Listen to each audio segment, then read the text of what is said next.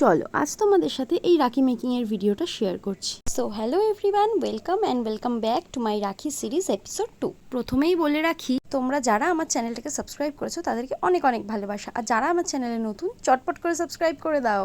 আমার ফার্স্ট রাখিটা ছিল এমব্রয়ডারি রাখি, আর সেকেন্ড রাখিটা আমি কিন্তু কুন্দনের বানাচ্ছি। আর এটা বানাতে আমার লেগেছে পিচ বোর্ড, সাদা কাপড়, কিছু ফেব্রিক কালার, কুন্দনের স্টোন এবং ফিতে। তো আমি প্রথমে পিচ বোর্ডে সাদা কাপড় জড়িয়ে 4 রকম কালারের বেসটা বানিয়ে নিয়েছি।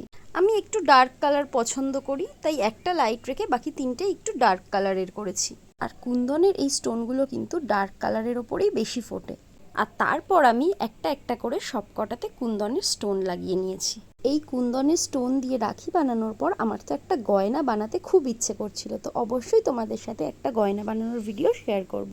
কুন্দনের স্টোন বসানোর পর একটু ফাঁকা ফাঁকা লাগছে দেখে আমি সাইড থেকে এই স্টোনের চেনটা বসিয়ে দিয়েছি। দেখো তো এটা বসানোর পর কেমন ভরাট ভরাট লাগছে, তাই না? আমি 4টে রাখিতে স্টোনের ডিজাইনটা কিন্তু একটু আলাদা আলাদা করেছি, তো তোমরা আমাকে কমেন্ট করে জানিও যে তোমাদের কোনটা বেশি ভালো লেগেছে।